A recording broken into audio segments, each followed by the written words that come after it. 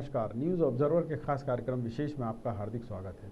मध्य प्रदेश में उपचुनाव की रणभेरी बज चुकी है और जिस तरह से कांग्रेस ने कल 15 सीटों पर अपने प्रत्याशी घोषित किए हैं, उससे बीजेपी भी सकते में है, क्योंकि बीजेपी को उम्मीद नहीं थी कि कांग्रेस गुटबाजी से उबर कर इतनी जल्दी अपने प्रत्याशी घोषित कर देगी। ये माना जा रहा था कि जब चुनाव प्रोग्राम आएगा उसके बाद मंथन होगा कांग्रेस में और उसके बाद ही प्रत्याशी आएंगे, परंतु कमलनाथ ने एक बेहतरीन चाल चलते हुए बीजेपी को यहाँ एक मौका दिया है चिंतन मनन का कि अगर बीजेपी ओवर कॉन्फिडेंस में है तो वो ये भूल जाए, क्योंकि पहली सूची में जो प्रत्याशी सामने आए हैं वो इतने दमदार तो हैं ही कि वर्तमान में जो प्रत्याशी उनके सामने बीजेपी के हैं वो उनको हिलाने की ताकत तो रखते हैं। समय तो बताएगा आगे भविष्य क्या होगा, परंतु अभी जिस तरीके से बिसात बिछी है उसी पर आज चर्चा करेंगे और ये जानने की कोशिश करेंगे कि दोनों दल किस तरह से अपने समीकरण संजो रहे हैं। चर्चा की शुरुआत करें उससे पहले उन मेहमानों का परिचय जो इस परिचर्चा में भाग लेंगे। बात बीजेपी की, बीजेपी से वरिष्ठ नेता हैं अनिल चौधरी जी, बीजेपी का पक्ष रखेंगे। बात कांग्रेस की करें तो कांग्रेस से वरिष्ठ नेता हैं आनंद तारण जी, वो यहाँ कांग्रेस का पक्ष रखने के लिए मौजूद हैं। दोनों का स्वागत। और सबसे पहला सवाल आपसे तारण जी कि कांग्रेस ने ये जो पहली सूची जारी की है इसमें 27 में से 15 सीटों के लिए आपने नाम घोषित कर दिए हैं, परंतु अभी 12 सीटों के नाम फिर भी लटका दिए, क्यों?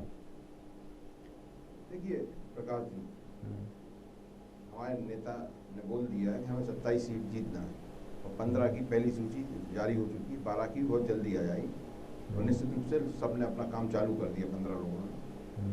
12 की भी 1-2 दिन में सूची जारी हो जाएगी और सब पिक्चर सब स्पष्ट हो जाएगी।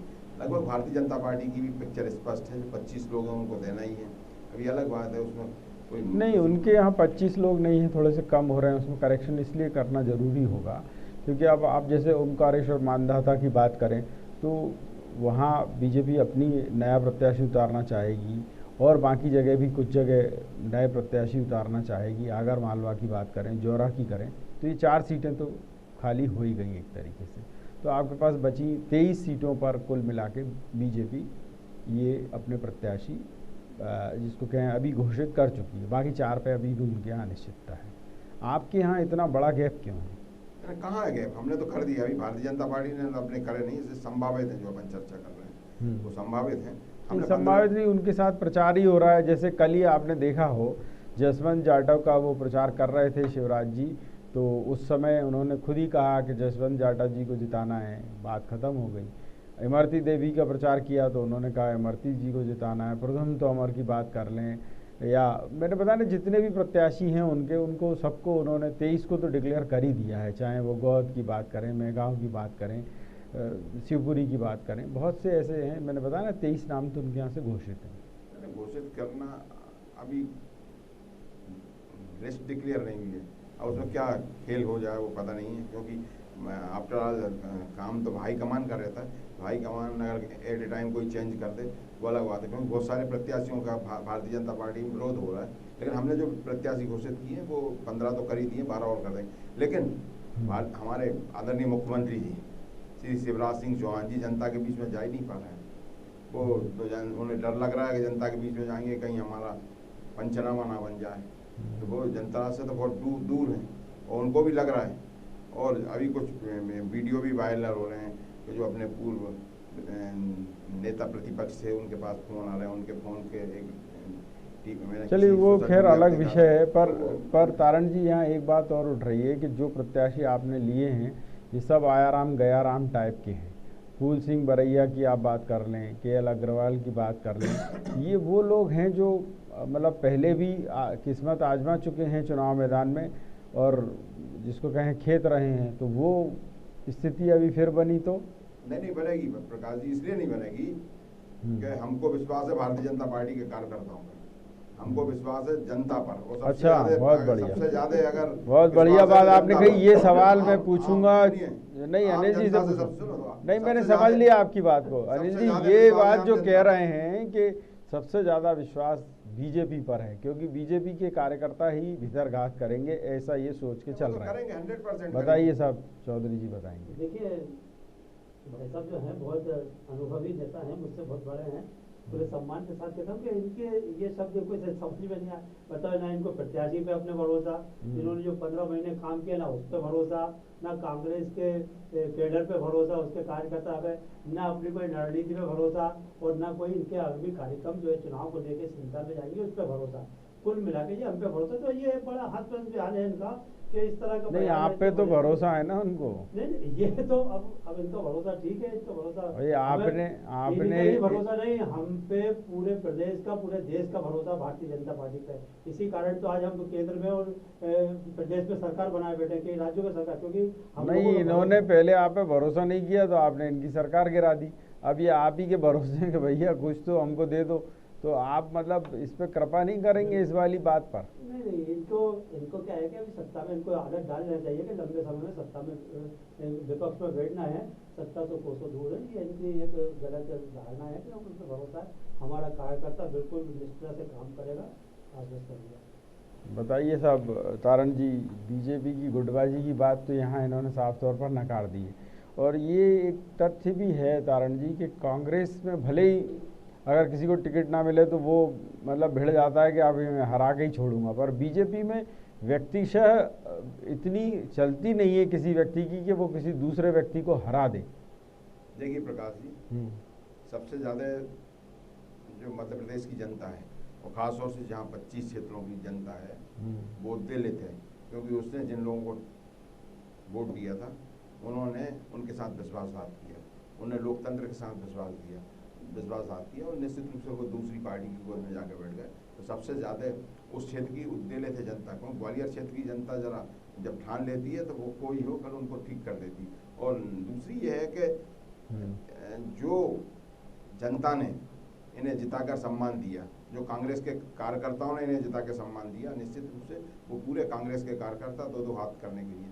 तीसरा है कमलनाथ जी की जो 15 महीने की सरकार थी, और जिस तरह से उन्होंने शुद्ध के लिए युद्ध की बात करी, जिस तरह से माफिया राज पर प्रहार किया, ये सब चीज़ें फिर चालू हो गई हैं। जो 15 महीने में जिस चीज़ पर उन्होंने नकेल की थी, आज रेत माफिया की हाल आप देख लीजिए क्या हाल है। आज हर तरफ भू माफिया फिर अपने फन फंसा रहा है, आत्महत्याएं चालू हो गई हैं, किसान आत्महत्या कर रहे हैं। तो मतलब किस तरह बहुत सारी समस्याएं हैं। पूरा जंगल राज का वातावरण बना दिया। मुझे सुनिए तो सही, कोरोना में पूरी तरह से फैल हो गई है सरकार। अरे सवाल सुनिए आप, मतलब यहाँ कौन सी भाषण प्रतियोगिता चल रही है तारण जी? अब जनता की तरफ से मैं ये पूछना चाहता हूँ आपसे, आप कह रहे हैं कि 15 महीने की कमलनाथ की सरकार, ग्वालियर चंबल इलाके के लोग अपने आप को ठगा हुआ महसूस करते हैं। एक भी बड़ी योजना ग्वालियर चंबल संभाग के लिए 15 महीनों में कमलनाथ जी ने नहीं दी। देखिए प्रकाश जी, 5 साल का जनादेश था।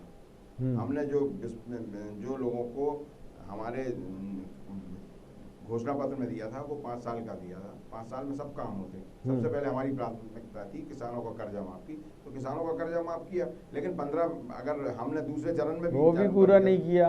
नहीं, क्यों नहीं किया? अगर आज 15 महीने में किसानों ने कोई आत्महत्या नहीं की। किसान आत्महत्या आज भारतीय जनता पार्टी के शासनकाल में कर रहा है। आज उन्हें विश्वास नहीं कि जो कांग्रेस की सरकार ने हमारा किसान कर्जा माफ किया था, ये भारतीय जनता पार्टी की सरकार नहीं कर रही। किसान के घर पे फिर बैंक वाले पहुंचने लगे, वो आत्महत्या करने के लिए कर रहे हैं। तो निश्चित रूप से नहीं, अभी मैंने जो सवाल पूछा वो विकास के बारे में पूछा कि 15 महीने में, सुन तो लीजिए, विकास 12 आप सुनना नहीं चाहते। 5 साल का विकास का मैंडेट था ना। अरे तो अब बताइए, छिंदवाड़ा के लिए 12,000 करोड़ रुपए की योजनाएं ले गए कमलनाथ जी, और यहाँ जो है 1200 करोड़ की नहीं दे रहे। ग्वालियर चंबल जैसे जहाँ सबसे ज्यादा सीटें मिली, ग्वालियर में भी मेडिकल कॉलेज का उद्घाटन किया उन्होंने। अरे कहाँ, अरे आप भी मतलब आप फर्जी बातें कर रहे हो। कौन सा मेडिकल कॉलेज बताएं जरा नाम? क्षेत्र में दिया है एक मेडिकल कॉलेज, कोई नहीं दिया है। आप गलत फहमी में मत रहिए। मैं आपको फिर से क्लियर कर दूं कि इशू यही आ रहा है कि वहाँ की जनता ये पूछ रही है कि भाई 15 महीने आपकी सरकार रही, आप कम से कम एक शिलान्यास ही कर देते कि साहब वहाँ 12,000 करोड़ की, यहाँ 1,000 करोड़ की। ग्वालियर चंबल वालों ने क्या बिगाड़ा था? सबसे ज्यादा सीटें आपको दी थी 16। प्रकाश जी, विकास की बात अगर कांग्रेस करती है, जो करती है वो कहती है। अगर वो विकास की अगर नींव वहाँ रखेंगे तो काम होगा। भारतीय जनता पर पार्टी रखी तो नहीं, नींव भी नहीं भारतीय रखी। जनता पार्टी तो झूठ का पुलंदा है। उन्होंने बहुत सारे विकास के खोल दिए।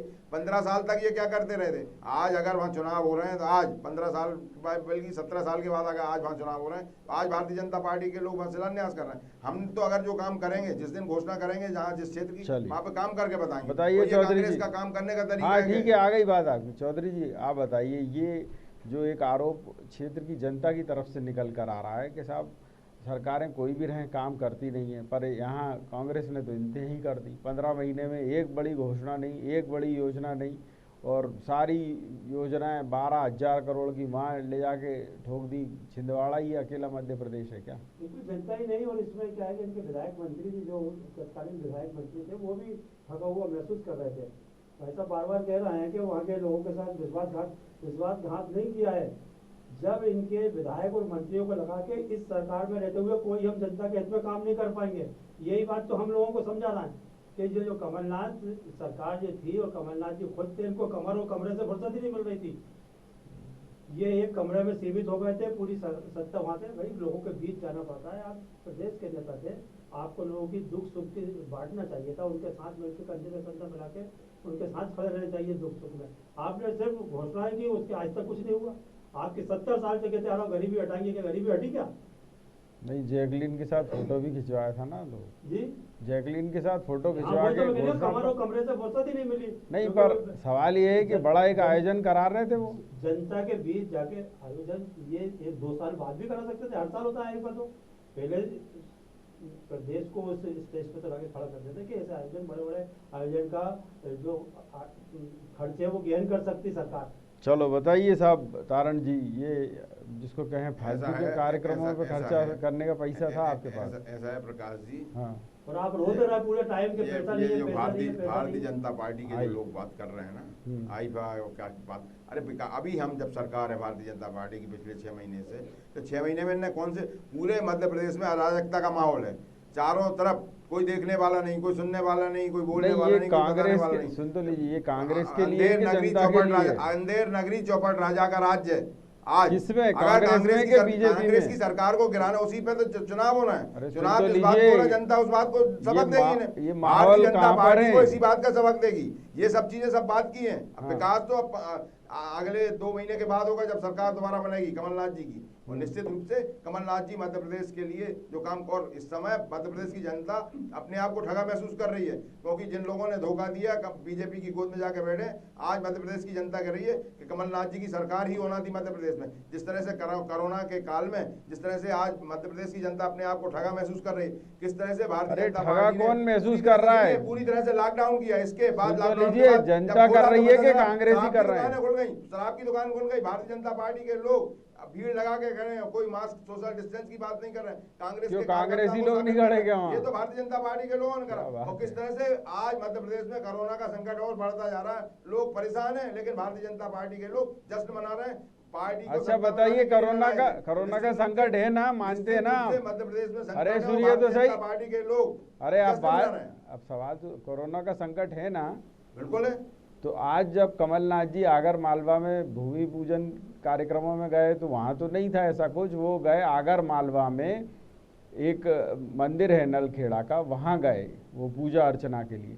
कितनी भीड़ के, कोई सोशल डिस्टेंसिंग नहीं, वहाँ पर कोरोना संकट नहीं है। नहीं, कांग्रेस जहाँ जाती है वहाँ सोशल डिस्टेंस का काम करती है, और निश्चित रूप से कमलनाथ जी ने भी किया होगा। अरे तो मैं आपको बता तो रहा हूँ, हम करें तो पाप और आप करो तो पुण्य। अरे हम दोनों की बता रहे हैं। हम भी राजनीतिक दल है, हम कोई तो सही जमात तो नहीं है। जब भारतीय जनता पार्टी इस तरह के कृत्यों में लिप्त है तो आप भी लिप्त हो जाएंगे। जनता के हित में, जनता के हित में, जनहित में सब। अरे तो जनहित का सुन तो लीजिए। इसके बाद भी कारण जी से काम करती है। कारण जी वहाँ पर कोई, अरे आधे से ज्यादा लोग मास्क लगाए हुए हैं और आधे से ज्यादा नहीं लगाए हुए। आधे से ज्यादा लगाए हुए हैं, थोड़े बहुत नहीं लगाए हुए, निश्चित रूप से उन्हें लगाने चाहिए। अरे मैं आपसे ये कह रहा हूँ कि आगर मालवा में कोई भूमि पूजन कार्यक्रम तो था नहीं कि किसी योजना का शिलान्यास करने जा रहा हूँ। खुद अपनी पूजा अर्चना करने गए, उसमें भी सोशल डिस्टेंसिंग नहीं। देखिए अब ये प्रकाश जी, ये जनता है, कुछ भी कर सकती है। जनता निश्चित रूप से कुछ भी कर सकती है, लेकिन और आप क्या करेंगे? जनता को, आप तो मास्क लगा लेते हैं। जनता को सोशल डिस्टेंस का पालन करने चाहिए। और आप नहीं करेंगे? नहीं, हम भी करेंगे, सब कर रहे हैं। तो ये आप बताओ, कमलनाथ जी, विपिन वानखेड़े, वहाँ जो भी लोग हैं, इतनी हाय तौबा मचा रहे, वहाँ नारेबाजी चल रही जम के, और इतनी भीड़ मची हुई कि पुलिस वाले परेशान हो गए उसकी वजह ये से। सब सोशल डिस्टेंस का पालन कर रहे हैं, दूर दूर बैठे हुए हैं, दूर दूर बैठ के सब काम कर रहे हैं। आपको तारण जी याद होगा, आपको तारण जी याद होगा, गत दिवस मैंने इसी विषय पे चर्चा रखी और मैंने सावेर का इशू उठाया था कि अगर तुलसी सिलावट ये कर रहे हैं तो उन पे एफआईआर दर्ज होना चाहिए, और एफआईआर दर्ज हो गई। हाई कोर्ट ने भी उनसे कह दिया रासुका लगाओ। अब सवाल ये है कि एक तरफ बीजेपी पे कार्रवाई हो रही है और आप जो है वो मानने को तैयार नहीं है। कब हुई कार्रवाई? जब कांग्रेस ने जब देखा कि दूसरे लोगों को लगा रहे हैं, जो धार्मिक काम कर रहे हैं, एक पक्ष के ऊपर आपने लगा दी रासुका। भाई क्यों नहीं लगा रहे इनके ऊपर रासुका? जब लगा दी ना, और कितने लोग प्रभावित हुए इसके कारण। आज 300, 400, 500 लोगों का ग्राफ आ गया जो प्रभावित है, तो लगाने चाहिए उनके ऊपर रासुका। जब नहीं तो मैं यही कह रहा हूँ कि इतनी शुचिता आपको भी तो रखनी चाहिए ना, कि अगर बीजेपी नहीं कर रही तो उसको दंड मिलेगा, आप लोग अपना करिए। हमारे नेता पूरी तरह से सोशल डिस्टेंस के हिसाब से चलते हैं। अगर और आज नहीं चले वो? नहीं, आज भी चल रहा है और आगे भी चलेंगे, क्यों नहीं चलेंगे भाई? आज अगर नहीं चले वो, अपना जिसको कहें अलग से एक पूजा अर्चना करने गए थे, तो उसमें भी उन्होंने ऐसे ही किया कि नहीं किया उन्होंने सोशल डिस्टेंसिंग, मास्क तक नहीं लगाए हुए थे कमलनाथ जी। तो अरे कमलनाथ जी सोशल डिस्टेंस का पालन करते हैं। कमलनाथ जी प्रदेश अध्यक्ष हैं, कुछ भी कर सकते हैं। निश्चित रूप से नहीं, सोशल डिस्टेंस का पालन करते हैं। चलिए, अच्छी बात है। बताइए बताइए अनिल जी, ये जो आप दृश्य देख रहे हैं, ये आपको लगता है कि इसमें कहीं सोशल डिस्टेंसिंग दिखती है आपको, कि कांग्रेसी जो है मतलब अपने ही प्रकाश जी, अपन भी दूर दूर बैठे हैं, अपन भी तो सोशल डिस्टेंस का पालन कर रहे हैं। नहीं तो यहाँ हम कर रहे हैं, आपके नेता तो नहीं कर रहे ना। लेकिन आपके टीवी में तो बिल्कुल पास पास चिपके हुए दिखाई। अरे भाई, मैं यही तो कह रहा हूँ कि ये आपके डिस्टेंस का पालन कर रहे हैं। मैं वही कह रहा हूँ, आपके नेता नहीं कर रहे, इनके नेता नहीं कर रहे। वो भी कर रहे हैं, वो भी कर रहे हैं, हमारे नेता कर रहे हैं, बराबर कर रहे हैं। और अरे अभी आपने दृश्य देख तो लिए, अब क्या करें? अभी हम 3 लोग दूर दूर बैठे हैं। अरे हमारी बात छोड़ दीजिए, आप तो बहुत सज्जन आदमी, दूर दूर बैठ के सोशल डिस्टेंस का पालन कर रहे हैं।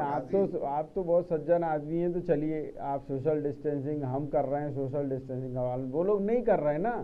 तो आप जब दूसरे पे आरोप लगा रहे हैं तो अपनी भी समीक्षा करिए। दूसरे का तो जनता बोल रही है, जनता के साथ साथ अधिकारी बोलने लगे हैं, और जो जिस तरह से सामने हम दृश्य देख रहे हैं उसमें किस तरह का माहौल बना है वो भी हम देख रहे हैं। बिल्कुल, तो इस पे आप अपनी तरफ से भी खेद व्यक्त कर दीजिए।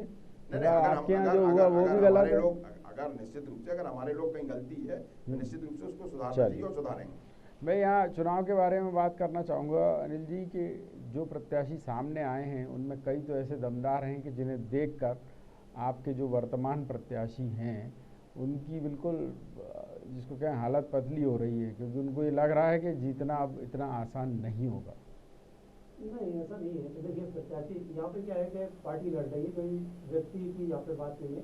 तो जब पार्टी अपना मैनिफेस्टो या अपना कार्यक्रम लेके जाती है, जनता को समझाती है, तो मतदाता जो है उसका निर्णय उसी समय लेता है बूथ पे जाके। तो भाई यहाँ पे क्या है, बरैया जी या और भी दूसरे लोग हैं, तो इन लोगों का क्या है, यहाँ कर वहाँ ऐसा चलता रहा है, तो बहुत ज़्यादा प्रभावित नहीं होंगे। और पार्टी एक कार्यक्रम लेकर जाएगी जो कि जनता के हित में रहेगा, तो फैसले जो आएंगे मतदान के बाद वो हमारे पक्ष में।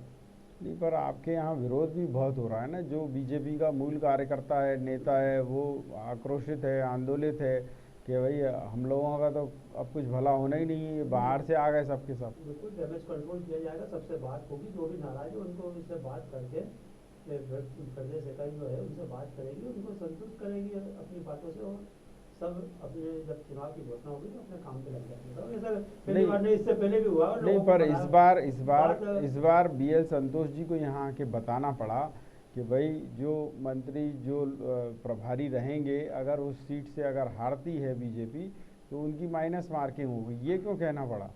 नहीं, देखिए, अभी ये बातें मैंने कहा ना कि डैमेज कंट्रोल के लिए सारे बड़े नेता तो ये बातें बताएंगे ना कार्यकर्ता और लोगों को, कि अपने नेताओं को कि भाई आप चुनाव में जा रहे हैं तो बिल्कुल उस तैयारी से जाइए कि कहीं ना कहीं कोई कसर ना रहे। तो BL संतोष जी भी वही सारी बातें कर रहे थे, और वो बहुत वरिष्ठ नेता, वो उनके मार्गदर्शन में काफ़ी कुछ लोगों को सीखने को मिलेगा। आए हैं तो अच्छे ही सुझाव देते जाएंगे। बिल्कुल। यहाँ तारण जी, बीजेपी चूँकि अपना मैनेजमेंट करने में माहिर है, और जिस तरीके से मैदानी तौर पर उन्होंने लगभग 2 महीने पहले ही तैयारी शुरू कर दी थी, आपके यहाँ तो अभी पता ही नहीं है सभाओं का। कल पहली बार सूची सामने आई है। अब सूची सामने आई है तो बाकी के 12 लोग अटक गए हैं और 12 महत्वपूर्ण सीटें हैं, तो अगर इन पे देर होगी तो आपको नहीं लगता कि फिर 12 सीटें तो आपके हाथ से निकल ही जाएंगी? नहीं, कहीं कोई देर नहीं होगी, सब हो जाएंगी, सब तैयारी चल रही है और सब अपना काम कर रहे हैं। जहाँ तक संतोष जी ने जो बोला भारतीय जनता पार्टी के, जब भारतीय जनता पार्टी के जिनको प्रभारी बनाया वो अपने क्षेत्र में गए, उन्हें पता है कि ये हार रहे हैं सब, जब वो हारेंगे, सब सीटें हारेंगे तो निश्चित रूप से सरकार को ही जाना है, तो उन पर क्या कार्रवाई करेगी सरकार, ये भी सबको पता है, वो भी जानते हैं, बोलने वाले भी जानते हैं, सुनने वाले भी जानते हैं। तो जो चल रहा है भारतीय जनता पार्टी में वो चलता रहेगा, विरोध बढ़ता जाएगा, विरोध कम होने वाला नहीं है। क्योंकि ये जो बोल रहे हैं ना कि डैमेज कंट्रोल किस बात का करेंगे? जो 25 लोगों के क्षेत्र के लोग प्रभावित हो रहे हैं, क्या उनका डैमेज कंट्रोल करने की आप लोगों में हिम्मत है? उन लोगों जिन आपको ये पता नहीं भी करते हैं, किस तरह से करेंगे आप? किस तरह से करेंगे? ये तो पहली बार हुआ, इतिहास में पहली बार हुआ, हिंदुस्तान के इतिहास में पहली बार जो हो रहा है, तो क्या करेंगे इसमें? इससे पहले भी कांग्रेस के साथ हो चुका है। किस तरह से भारतीय जनता पार्टी, तारण जी, ये कोई पहली बार नहीं हुआ, कांग्रेस के साथ पहले भी हो चुका है और पहले भी आपकी सरकार गिरा दी थी राजमाता सिंधिया ने।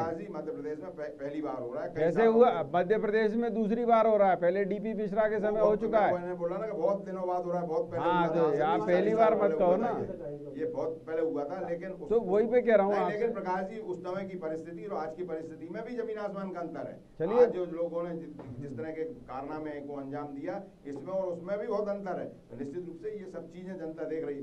ये लड़ाई डायरेक्ट जनता की लड़ाई है, जनता इस लड़ाई को लड़ेगी। पार्टियां अपनी जगह, पार्टी नहीं लड़ेगी आपकी, पार्टियां अपनी जगह, पार्टियां तो देखती रहेंगी कि जनता को, क्योंकि यहाँ पर जनता के साथ विश्वासघात किया, जनता बदला लेगी इस बात। चलिए, और जनता ने अगर विकास को चुना तो बीजेपी वैसे मैंने आपसे कहला, अभी तो जनता इस बात का, देखिए ग्वालियर चंबल संभाग की जनता जरा अलग टाइप की है। आप अरे तो सुन तो लीजिए, अलग ही में बता रहा हूँ उदाहरण। वो तो ये जानते हैं प्राण जाए पर वचन न जाए। वो तो ये कहेंगे कि इन्होंने हमारे साथ गद्दारी की है, पहले इनको सबक दें। नहीं, वो कहाँ कह रहे हैं गद्दारी की है?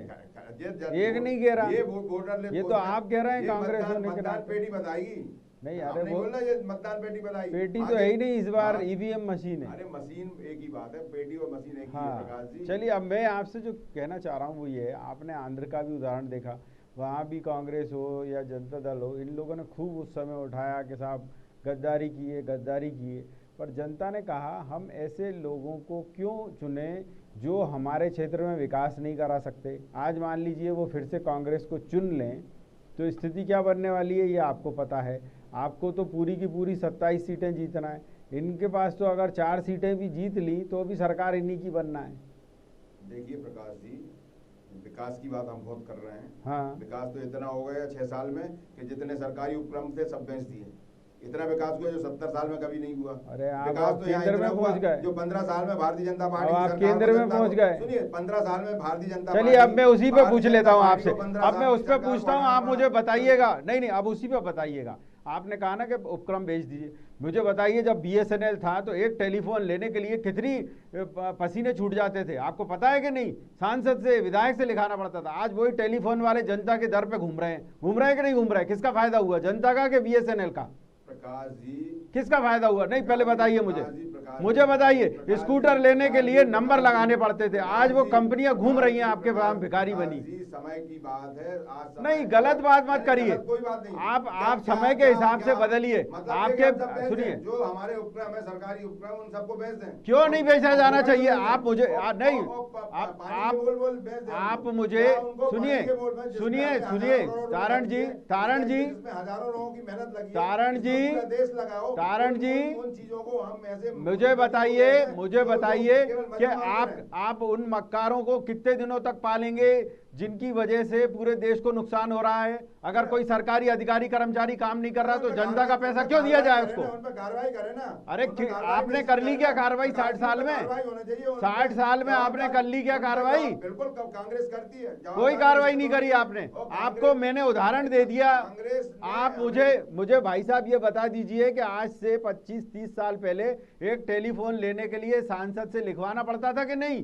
और आज टेलीफोन वाले भिखारी बने घूम रहे हैं जनता के सामने कि हमारा कनेक्शन ले लो। देखिए प्रकाश जी, ये किसका फायदा हुआ? 25-30 साल पहले की बात अलग है। नहीं आप तो क्यों हुआ? क्योंकि बीएसएनएल, सुन लीजिए, क्योंकि निजीकरण किया गया। आप तो मनमोहन सिंह जी के टाइम की बात करिए ना। अरे तो मनमोहन सिंह ने भी यही किया, मनमोहन सिंह जी के टाइम में सब उन्होंने भी यही किया भाई साहब। मनमोहन सिंह जी के टाइम में सब चीजें व्यवस्थित। मैं आपसे क्या कह रहा हूँ, पूरा देश सम्मान के साथ था।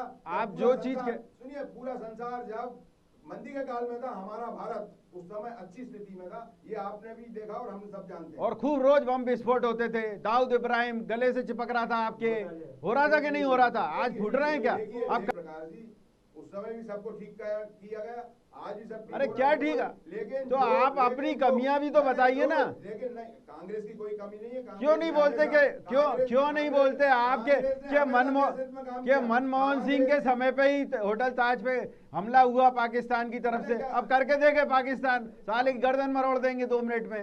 देखिए ये आप क्या है कि दो मुही बातें मत करिए, जनता सब समझती है। देश की अस्मिता की बात होती है, तो अस्मिता की बात होती है तो आप बता दीजिए मुझे, आप बता दीजिए अभी उद्धव ठाकरे क्या कर रहे हैं? कंगना रनौत का घर तोड़ रहे हैं और वो दाऊद इब्राहिम को बचाए हुए हैं।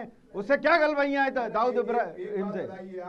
और आपकी सोनिया जी भी कुछ नहीं कह रही। नहीं, जब सेना के ऊपर हमारा हमला हुआ उस समय आप तो मुझे अभी का बता दीजिए। हमारे सेना के काफिले के ऊपर हमला हुआ उस समय हमारे प्रधानमंत्री जी तो उन्होंने ले लिया उस सर्जिकल स्ट्राइक करके बदला। उसका जवाब आज का नहीं हुआ, उस पे आज तक कार्रवाई नहीं हुई, उस पे आज तक आपको पता ही नहीं है इसका मतलब। उसकी आज तक जांच नहीं हुई। चलिए आप विषय पे आ जाइए, आपके पास जवाब नहीं है। देश के साथ है, देश के साथ रहेगा।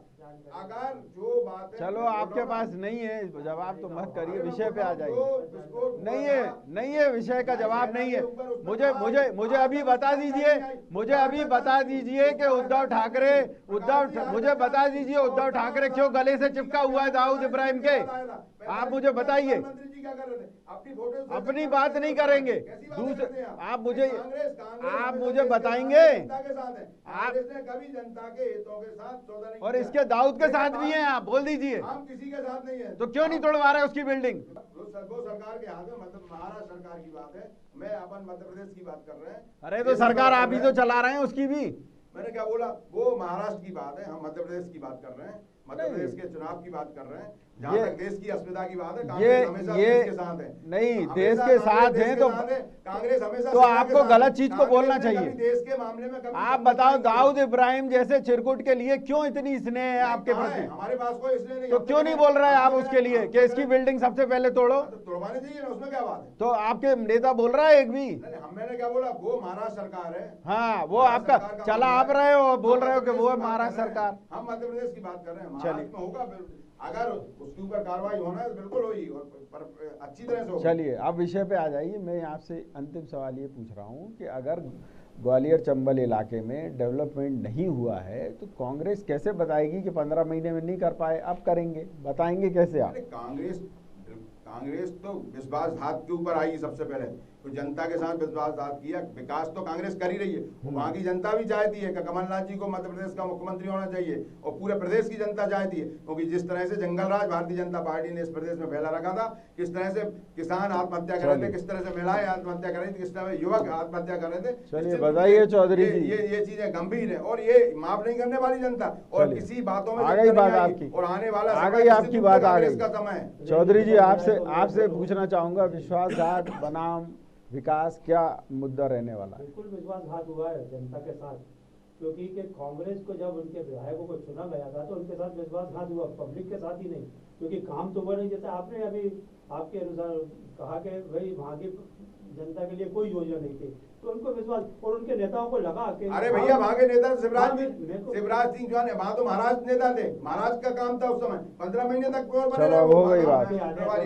मंत्री बने रहे, क्या करते रहे 15 महीने? अरे इनको बोलने दीजिए ना, आपकी बारी नहीं, इनकी है। पूरा समय मिला है, आपने एक लंबा चौड़ा भाषण दे दिया है। अब मैं अपनी बात, खुद का गला भी बैठा लिया इस चक्कर में। चलिए बताइए। तो वहाँ के नेताओं को लगा कि भाई हम इस सरकार में रहते हुए हम पब्लिक के लिए, जनता के लिए, वहाँ के मतदाता के लिए, वहाँ के लोगों के लिए हम कुछ नहीं कर पाएंगे, इसलिए उनका स्वागत जो निर्णय लिया कि उन्होंने अपना नेतृत्व बदला, सरकार बदली और अब उनको लगता है कि भारतीय जनता पार्टी और शिवराज जी के नेतृत्व में हम जनता के लिए कुछ अच्छे कार्य कर सकेंगे, कुछ विकास कर सकेंगे, इसीलिए वो दल छोड़ के और शिवराज जी जनता के बीच। चलिए, मेरे पास चर्चा का इतना ही समय था। आप दोनों मेहमानों का बहुत बहुत धन्यवाद और आभार।